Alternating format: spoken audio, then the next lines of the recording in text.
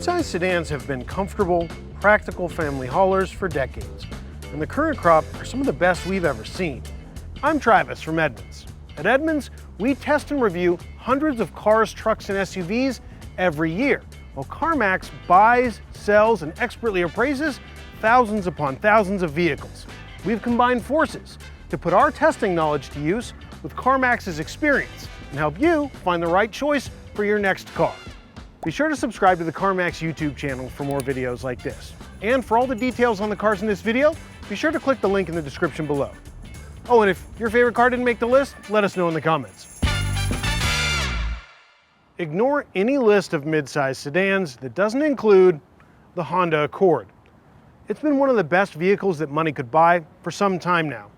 It's got an excellent interior, it's fun to drive, and it's comfortable in pretty much any scenario. So let's take a look at that one first. The Accord was redesigned in 2018, so anything newer than that falls into the most recent generation. And this is a 2020 model, which comes in 5 available trim levels. This one we have here is a Sport, and while it doesn't really add any sporty things to the Accord, what it does do is come with Apple CarPlay and Android Auto. And the Sport is the lowest trim level that you can get those features. There are 2 available engines for this generation, a 1.5-liter turbocharged 4-cylinder and a 2-liter turbocharged 4-cylinder. As you'd probably expect, the 2 liters more powerful. The interior is one of the places where the Accord shines brightest. There are lots of soft touch materials.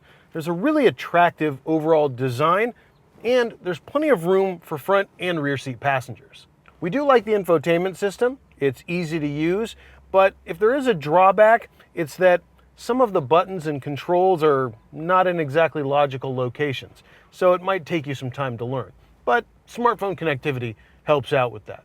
The Accord comes standard or is available with a number of drive aids, stuff like adaptive cruise control, forward collision mitigation, and lane keep assist. Fair warning though, some of those systems can be a little bit sensitive. For instance, I was driving the Accord just this morning and it set off an alert, but there was nothing in front of me. And a quick reminder, just because you're in the Sport doesn't mean you're getting the upgraded engine. The 1.5-liter engine is standard across the range, except for topped-out touring models. Otherwise, we're big fans of the way the Accord drives. It performs better than you might expect around corners, with accurate steering and relatively flat handling. At highway speeds, it can be a bit noisier than some rivals, but not so much that we'd take it off our list of top sedans. Oh, and when it comes to cargo space, the Accord is a class leader. Pros, the Accord has a powerful optional engine. Big interior, it's a joy to drive. Cons, its interior is a bit noisy, and driver aids are a bit oversensitive. The Mazda6 gets my personal award for car I'd want to see in my driveway every day before I go to work. Not that you were looking for a winner in that category, but it's really good looking. The Mazda6 was last redesigned in 2014, but it's had a number of updates over the years to keep it modern, and it still looks pretty sleek. 2019 was a big year for the Mazda6, so you may want to look for 2019 or newer models, because that year, all the turbo models got bigger brakes, and every 6th in the lineup got additional driver aids. Stuff like adaptive cruise control, forward collision warning with automatic braking, and lane departure warning. High-end interior appointments make it feel borderline luxury, especially on top trims. There are 2 engines, a 2.5-liter 4-cylinder making 187 horsepower, and a turbocharged 2.5-liter 4-cylinder making 250 horsepower. These engines get EPA estimates of 29 mpg and 26 mpg respectively. Lest we forget, the Mazda6 has one of the best infotainment interfaces in the class. It's super easy to use. Cargo space is about average, nothing really there to complain about, but driver aids, stuff like adaptive cruise control, is really well tuned in the Mazda6. In Edmunds testing, we've found it to set off the least amount of false alarms. Then when it comes to tech like Apple CarPlay and Android Auto, it works well, but unfortunately you have to go with the higher trim levels to get it, the Touring or the Signature. The interior is well designed, spacious, and classy. Seats are comfortable and the cabin is quiet. It's a bit of a stiff ride though, which is a compromise that we're willing to make for fun driving. The pros for the Mazda6, it's a blast to drive. It has excellent interior quality, good driver aids, and user-friendly tech. The cons, the ride can be a bit stiff, and it's not the biggest trunk in the class. This one is all new. The 2020 Hyundai Sonata is completely redesigned, and it's one of our favorites in the class. What are the highlights, you ask? Well, besides the looks, for 2020 there are 5 trim levels, and this is the base SE, but that doesn't mean it's basic. There are 2 available engines for this generation. Honestly, these 2 engines aren't that different on paper, and EPA fuel economy estimates aren't very different either, so pretty similar. At Edmunds, we're big fans of the Sonata's interior, even if my personal opinion is that the exterior and those headlights aren't my favorite. I mean, where do they end? Where do they begin? What is the universe? Anyways, thankfully the inside is roomy in both the front and the back seat. There are lots of places for small item storage, and it's got a big trunk, almost as big as the Accords, which is pretty big. The infotainment controls are pretty easy to figure out, and everything's well labeled and within reach. But one thing we're not big fans of at Edmunds are these push-button shifter controls, especially when you're in a high-stress scenario like parallel parking in a busy city. This is going to get real confusing. Thankfully, stuff like Apple CarPlay and Android Auto are standard, as are a number of driver aids, like adaptive cruise control and forward collision mitigation with automatic emergency braking. We wouldn't turn to the Sonata for driving fun, nor is it a class leader in comfort. Essentially, it gets all those things right by not getting them too wrong. Pros, lots of driver aids, good value, and impressive cargo space. Cons, a not very exciting driving experience, and a more powerful engine upgrade isn't offered. Come on, you know you want to say it. It's a car called Stinger. That's just a fun name to say.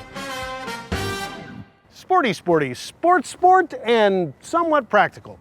The Kia Stinger is one of the most fun to drive vehicles in the midsize segment, and it was just introduced in 2018, so all the models you find are going to be part of the most recent and only generation. It gives the Mazda6 a run for its money.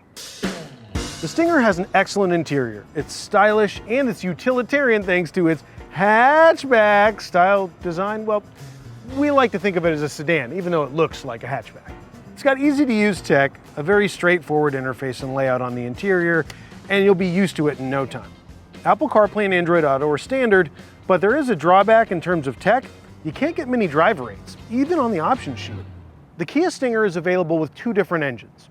There's a 2-liter turbocharged engine that puts out 255 horsepower, or there's a 3.3-liter V6 that puts out 365 horsepower. That's a lot of power. Like a sports car, the Kia's low-slung design means it's a little bit difficult to get in and out of, especially thanks to the low roof. It's spacious enough in the front seat, but there's low rear headroom because of the sweet-looking roof and hatchback design. Hatchback, sedan, whatever. The optional V6 is super quick, and it makes for luxury levels of acceleration. It's a little bit pricier than some of the other options, but we like it because it's so sporty and entertaining to drive. The pros for the Kia Stinger: it's big on driving fun, it's got plenty of cargo space, and it's got excellent style. The cons: it's got a stiff ride, low headroom in the back seat, there aren't a lot of available driver aids, poor fuel economy estimates from the EPA, and it's on the expensive side. And now, the car that at least one of your buddy's moms drove in high school. Yep, the Toyota Camry. Well, at least that's how I remember it. To be fair, the Camry is one of the most popular vehicles of all time. It often outsells trucks and SUVs by a good margin. And you probably know someone, or you are someone, who's owned a Camry in the past, and with good reason. The Camry was redesigned in 2018, getting aggressive new looks and a lot of new features inside and out. This one is a 2020 model, and it's an XSE trim level, which is right in the middle of the lineup. In 2020, there were 5 trim levels available. There are 2 engines for the Camry, a 4-cylinder and a V6. Depending on the trim level and equipment, the EPA estimates for the 2.5-liter engine range between 28 and 34 mpg combined, while the V6 drops to a range of 25 to 26 mpg combined. Getting into the Camry is easy, thanks to tall doors and wide openings. It's also a roomy cabin once you get inside. There's plenty of space in the front and the back seat for adults. And outward visibility is really good. I mean, look at how tall these windows are. The best thing I can say about the infotainment interface is that it's functional. The buttons and the fonts are small and they don't exactly fall to hand easily. Thankfully, there's Apple CarPlay and Android Auto, but Apple CarPlay was available from 2018 on, while Android Auto was only available starting in 2020. Does the base 2-liter engine offer higher fuel economy ratings? Sure, but it's also pretty sluggish off the line, and it doesn't match the sporty character of the SE or the XSE trim levels. The Camry also has a number of standard driver aids, and we like items like the 360-degree parking camera. But during our testing, we found the adaptive cruise control and lane keep assist to be oversensitive. Pros for the Camry: fun to drive in the corners, big cabin, good value. Cons: underwhelming base engine, sensitive driver aids. So, what have we learned? Midsize sedans have a lot to offer, whether you're looking for one with a lot of high-tech features, one that's practical or comfortable, or one that's just fun to drive. There's something out there for everyone, as long as you know where to look. Not seeing what you're looking for? Well, maybe you could check out the Nissan Altima, which has a lot of features for the money. And typically, average prices start a little bit lower than competitors. Or maybe take a look at the Volkswagen Passat, which has a comfortable and roomy interior and lots of cargo space. Thanks for watching. Be sure to subscribe to the CarMax YouTube channel for more videos like this. And for a full breakdown of all the midsize sedans in this video, click the link in the description below.